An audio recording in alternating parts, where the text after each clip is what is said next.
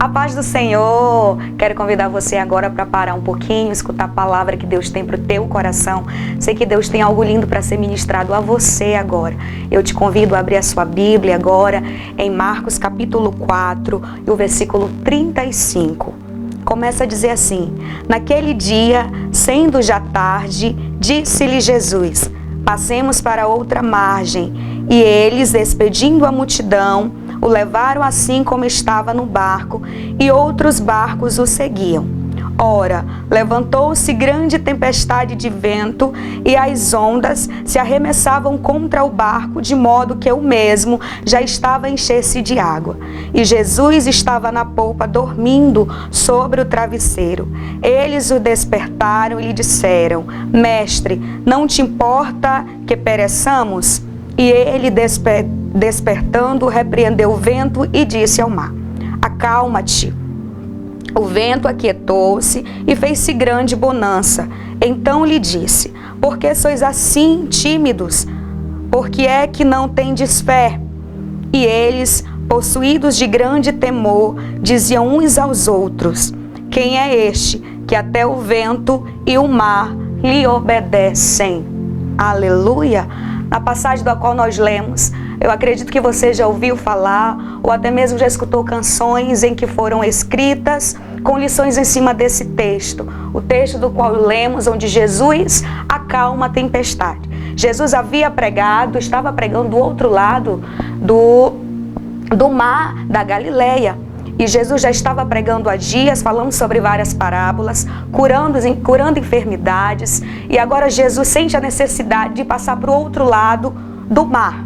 E aí ele convida os discípulos para passar com ele para o outro lado. E os discípulos agora dentro do barco, e Jesus está com eles também dentro do barco. A ordem de Jesus para eles era que eles passassem para o outro lado do mar. Assim se fez. E enquanto eles navegavam pelo mar da Galileia, a Bíblia vai dizer que Jesus, cansado porque havia pregado e havia dias ministrando a muitas pessoas, estava cansado, porque Jesus, apesar de ser Deus, ele também era humano. E pelo cansaço, agora Jesus dorme. Jesus agora deita na polpa do barco e começa a descansar. E os discípulos começam a navegar para atravessar o mar da Galileia, como Jesus havia dito a eles. Interessante é que quando eles estavam navegando, eu acredito que antes de atravessar o mar, ou algum tempo depois em que Jesus dá a ordem a eles, a Bíblia vai dizer que o mar se agita, que acontece então uma grande tempestade inesperada pelos discípulos. Interessante é que a ordem era para chegar do outro lado, e eu já quero começar a abrir um parêntese para você aqui. Muitas vezes Deus vai te dar uma ordem, uma direção, vai dizer algo para você, vai determinar uma palavra, uma rota, um roteiro, um caminho para você. E você vai obedecer como os discípulos fizeram com ele e vai seguir a rota que ele estabeleceu para você. Mas, como os discípulos inesperadamente estavam navegando bem, estavam acomodados, estavam seguros, estavam calmos, e de repente a Bíblia vai dizer que sobreveio e se formou uma grande tempestade. Talvez você esteja na mesma condição dos discípulos, não necessariamente dentro de um barco ou sobre um mar, mas aqui simboliza o mar, a nossa vida, o barco, a nossa vida, e o mar, a vida que vivemos, né? O tempo que vivemos, a rota que traçamos para nós. E às vezes no decorrer dessa rota se levantam grandes tempestades e elas começam a açoitar o nosso barco. É verdade que eu não sei o que você está passando. Eu não sei em qual momento a tempestade se levantou sobre a sua vida, em qual área esse vento, essa turbulação está começando a açoitar você. Talvez possa ser no seu casamento, talvez possa ser no seu ministério, talvez possa ser na sua vida familiar, talvez possa ser na sua vida sentimental. O certo é que talvez se levantou e você agora, como os discípulos, está de frente a uma tempestade. Mas eu quero te dizer que assim como os discípulos, mesmo em meio à tempestade, mas eles tinham algo especial. O Mestre estava com eles num barco. E eu quero já começar dizendo para você que a presença de Jesus no barco, muitas vezes, ela não vai te isentar de passar por tempestade, por lutas, por aflições na sua vida. Mas eu quero te dizer que a presença de Jesus no barco, ela fará a diferença, porque é Ele quem controla o tempo, é Ele que é o dono da vida, é Ele que fez todas as coisas. Interessante também nesse texto é que a Bíblia vai dizer que Jesus dormia. E eu acredito que enquanto a tempestade se levantou, os discípulos, porque muitos deles eram pescadores, estavam acostumados a passar por tempestades. Eu acredito que naquele momento, antes de acordarem a Jesus, de chamar e pedirem socorro a Jesus, eu acredito que eles tentaram de todas as formas se acalmar em meia tempestade, tentar manter o barco no equilíbrio. E enquanto eles tentavam manter o barco no equilíbrio, Jesus estava em silêncio.